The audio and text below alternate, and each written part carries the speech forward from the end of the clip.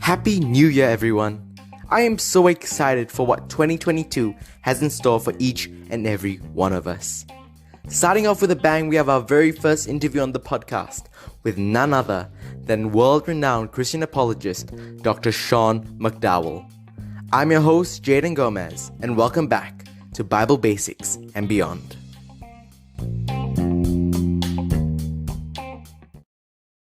Dr. Sean McDowell is a world-renowned Christian apologist. He has a passion for equipping young people to make a case for the Christian faith. He is also professor at the Christian Apologetics program at Talbot School for Theology at Biola University. And Dr. McDowell is the co-host of the Think Biblically podcast and runs a YouTube channel on which he discusses relevant and interesting apologetic questions. Dr. McDowell is also the author, co-author, or editor of over 20 books, including Evidence That Demands a Verdict with Josh McDowell and Chasing Love, and many more. Thank you, Dr. McDowell, for joining me today. Jaden, thanks for having me on. So I just wanted to ask you, you're a son of a renowned apologist, Josh McDowell. How was it like growing up with that background and experience?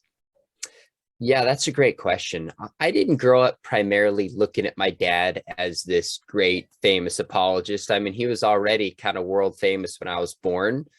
He just first and foremost was my dad. That's how I looked at him and I thought about him. And, questions like, does he love my mom? Does he love us as kids? Does he spend time with me? Does he care about me? And the answer to those questions are all, yes, he's a great dad. He never put pressure on me to follow in his footsteps, which I appreciate. I think the narrative I remember growing up was he just said, son, God's given you a lot of gifts. Whatever you use them for the kingdom. If you want to do what I do, great, but there's no pressure or expectation from me, which I think really freed me up to end up following in similar shoes to what he does, but doing it because I love it. And it was a part of my own journey rather than being expected to do so. So bottom line is one of the biggest things for me. I respect my dad so much because he's the same on stage and he's off stage. And so for growing up, having a dad that way, it just had a huge influence on my life. Wow, that's amazing. And did your father's work impact your social life at all? Like whether in high school or that sort of thing? I don't know that I would say it impacted my social life a ton. And part of the reason was because we lived in a small town in the mountains of San Diego, like a famous mining town for like apple pies that it would snow at. My public school had like 61 students. So it wasn't like I had a famous pastor dad and grew up in the church where everybody knew who he was. A lot of people in this small town didn't really know exactly what my dad did. And if they cared, they didn't really express it to me a lot. So they came up with just a safe, good place I could grow up and not feel the pressure of having a famous dad all the time. Now, certainly the things he taught me about sexuality, about relationships, about my faith affected the friends that I chose and the choices that I made. For example, in high school, my dad's dad was he was an alcoholic, big time. And so I had promised my father I would never take a sip of alcohol while I was in high school at all. So that did affect me socially. I'll go to parties sometimes, but never even once had a sip of alcohol. And that was largely because my father's influence on me.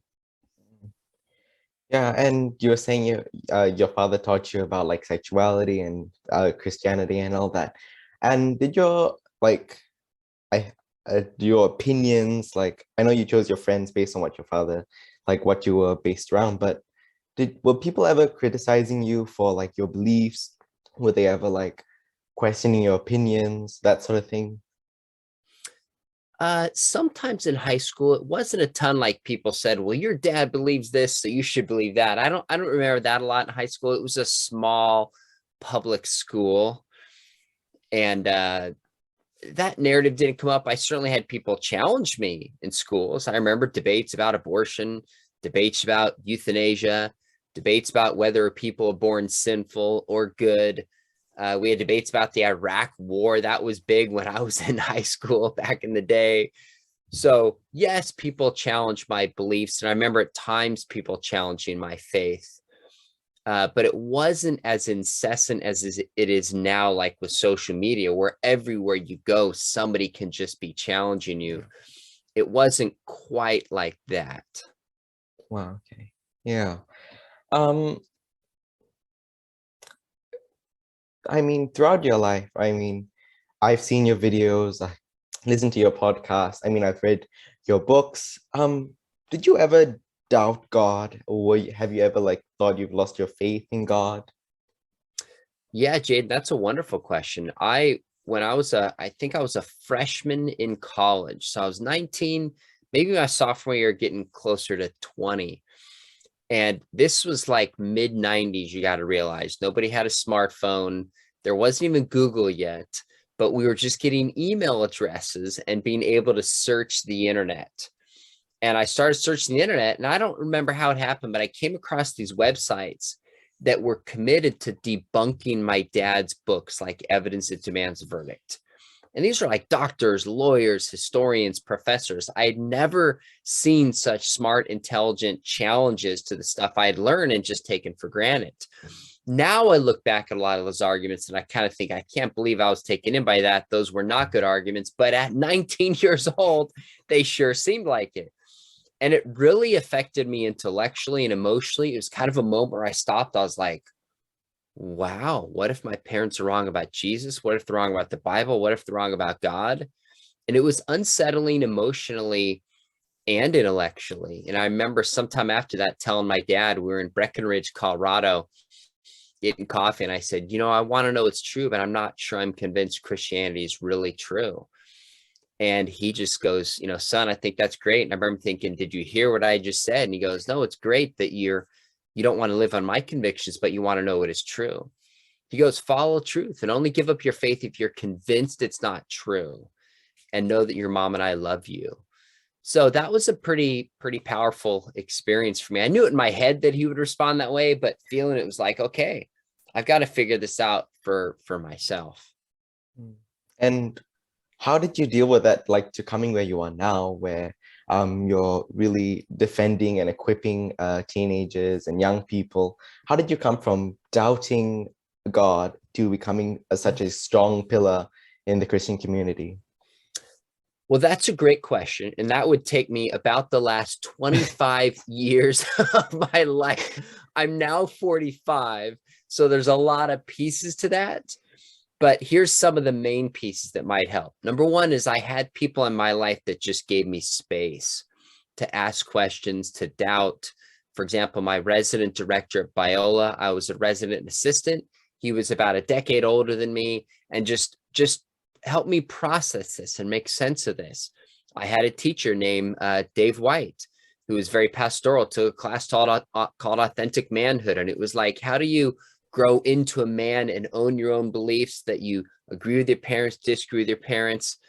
I had coaches that poured into me. So there were a whole lot of people, mentors and thinkers, people like J.P. Moreland and William Lane Craig, who just shaped my thinking and gave me space to work through this. So I didn't go into that questioning period thinking, I'm going to become a writer and start a YouTube channel. There was no YouTube at that point.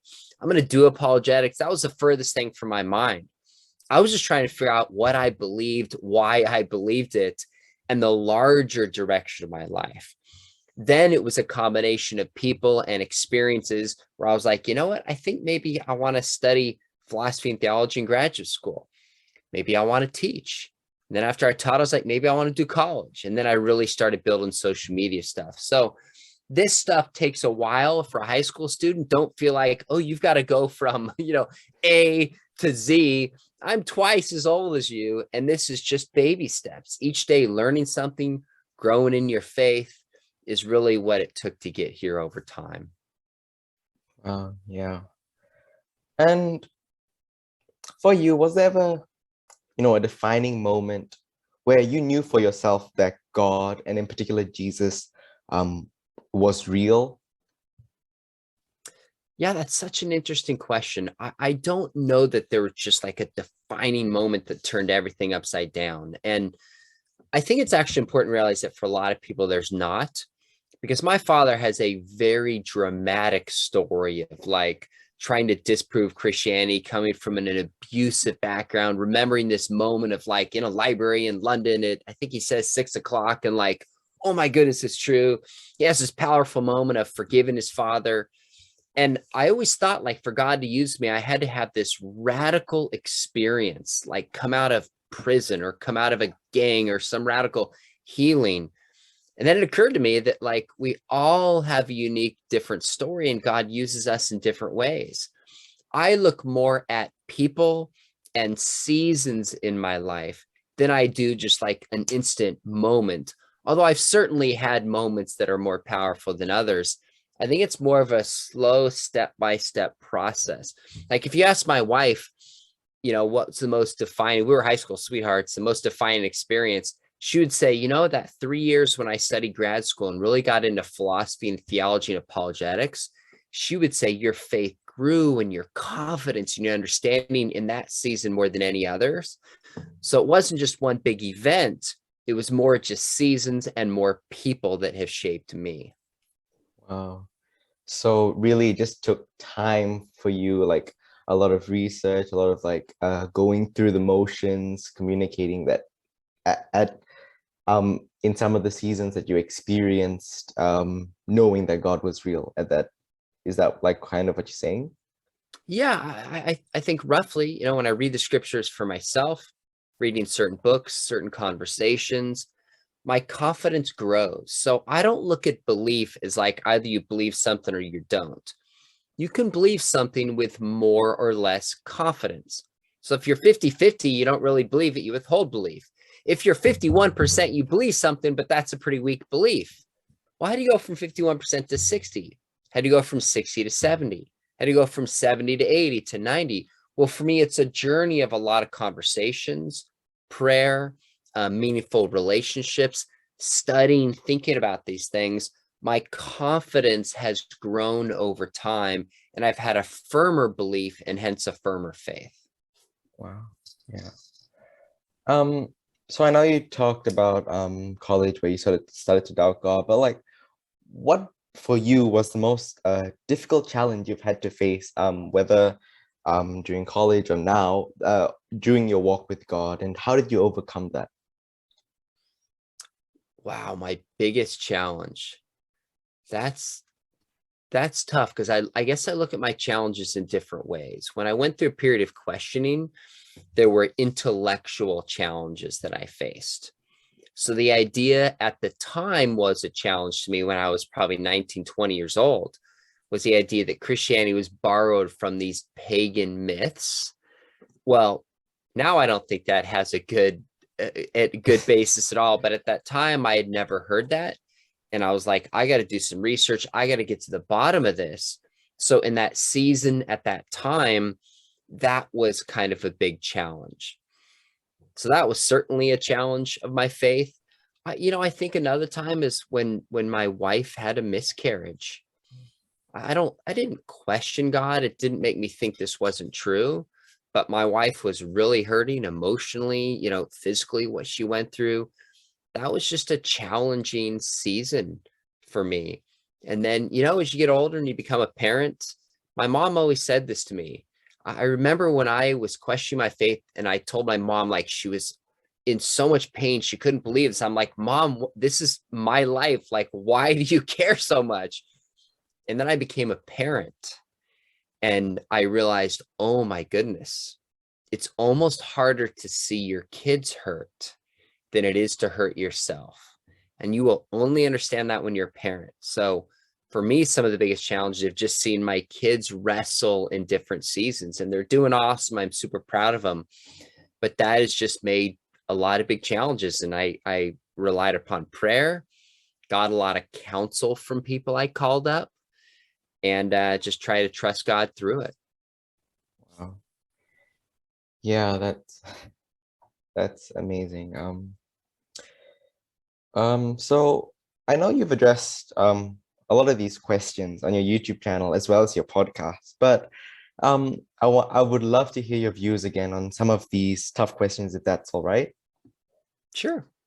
What are the top arguments that prove the existence of God?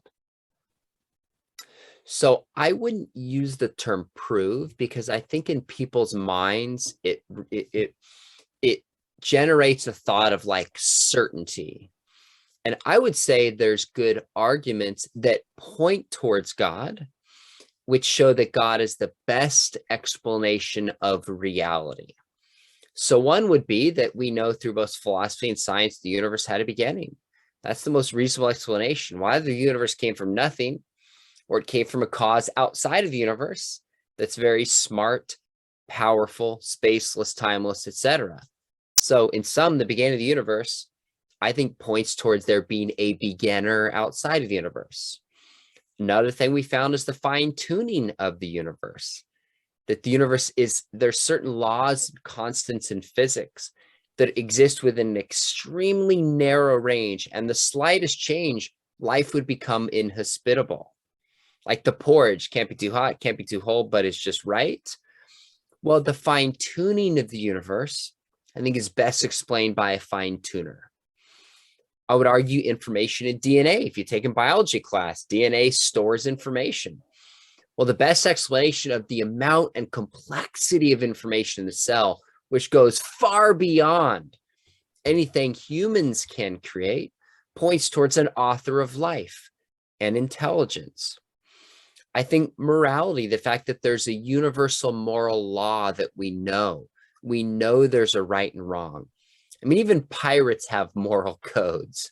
Every society that's ever lived has a basic sense of justice and other moral principles. Well, I don't think evolution can explain that. I think the best explanation is there actually is a moral law, and there's a moral law giver. So beginning of the universe points towards the beginning, fine-tune universe points towards fine-tuner, information in the cell points towards an author of life, and the moral law points towards a moral law giver. I also think things like consciousness point towards there being a larger consciousness in the universe. I think things like beauty tell us that there's a transcendent, beautiful cause of the universe. And ultimately, I think the life and miracles and resurrection of Jesus, which can be studied historically, point towards the God that Jesus was and God the Father that Jesus believed in being real. That's a quick summary. There's more arguments than that. There's objections raised against it, and I think responses to those, but that's a simple way to look at some of the evidence for God. And after all those arguments that you've put out, what do you think for you is the clearest evidence for the existence of God? Boy, that's hard. If I had to pick one, I probably would pick the moral argument. I think it's for two reasons. Number one, it's intellectually powerful. But number two, we feel it. It's something we experience.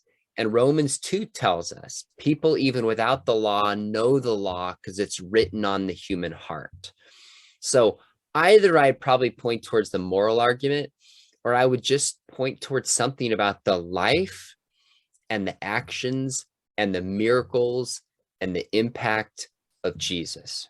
Jesus claimed to be God in human flesh, and his life is unparalleled in history. So the moral argument, or probably the person of Jesus and the evidence for the resurrection, I would point towards.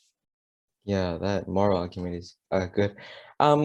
So I have debates with my friends over here in Australia, and it can get pretty heated sometimes, and it gets a little tough to actually like talk instead of like shout. But when it comes to whenever I try to lay out these arguments, such as the cosmological argument and so on, and the moral lawgiver, there always seems to be sort of a response where, oh, a moral law is just something that's in us. But I don't really know how to answer that question when they just say it's in us, because I think that, God is real. He's given us such an intelligent brain. He's putting us how we should go, a moral compass, really. So how do we sort of defend the arguments without maybe contradicting a argument that we may have put out? So there's a couple questions there. Let me take the first one at the beginning. If somebody says the moral law is just within us, I'd say, well, what do you mean just within it? I think we can agree that we all have a moral sense. We all have moral intuition. The question is, where did it come from? So if it came from evolution, then all it is accidentally wired inside of us to get us to try to survive. That's it. It's not really wrong to lie or cheat or steal. We just have genes that have a certain instinct that say that, because if we didn't have that instinct, then we'd lie, cheat, and steal, and we couldn't survive. So those things aren't morally wrong. They're just counterproductive to survival. So if we agree that's within us and you point towards evolution, evolution is not going to be able to tell us that these things are objectively right and objectively wrong. So I would say, I would press them to say, how did it get within us? What does it mean that it is within us? And if it's just within us by some accidental process, why am I bound to follow it? Because as C.S. Lewis writes, we have a lot of things that are within us. Sometimes I have within me feelings to help somebody. Sometimes I have within me feelings to not help somebody and say something mean. Why do I follow one over the other? Well, unless there's a moral law outside of us guiding what behavior we should make, then you can't really logically say you should follow this within you, but not that within you. It doesn't follow, at least in terms of there being a real right and wrong. Wow. And the question of how can we basically defend our arguments, but without contradicting something that we've said previously?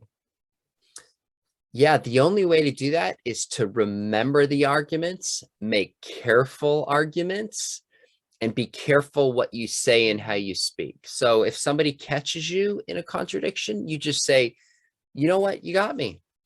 I made a mistake. I'm going to have to rethink about that and reformulate it better. And then go back and do better. That's okay. You're a young man, you're a learner. I've had to do that plenty of times. So number one, if you make a mistake, admit it.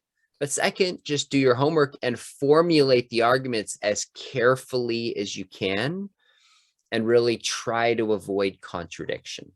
I think that's the best. I think we contradict ourselves and we're kind of making stuff up as we go.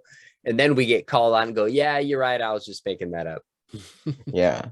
And still going on with this sort of defending the faith, how can, young Christians like me defend Christianity when we're constantly put down, sort of? Yeah.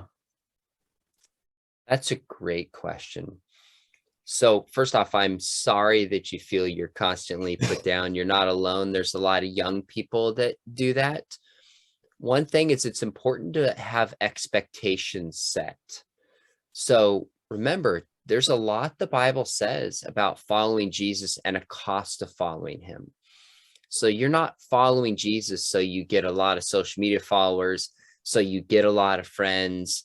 That's not the reason we follow Jesus. Jesus gave up his life and asks us to pick up our cross and follow him. So know going into this, even Paul says the cross is foolishness. You're telling people they need to humble themselves, admit their sin, and repent.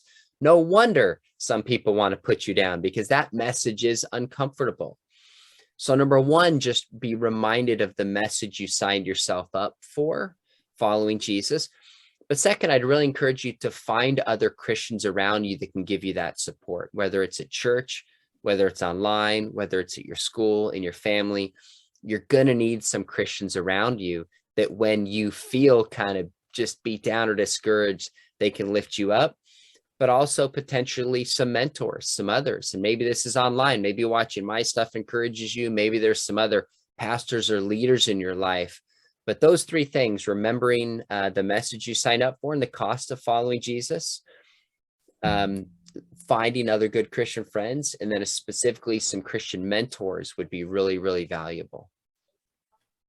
I think that's great. And I think for that mentor part, I've grown up in a very strong Christian family. Like my dad is a pastor and all that sort of thing. So he constantly tries to teach me. He's written some books that I've read, and it's whenever I get to talk to him, whenever I get to listen to messages, I really get a sort of really encouraged and confident in what I believe. Good. I think that's so wonderful. You have that dad in your life, and it sounds like you have a good relationship with him. I try to do that with my own kids as well.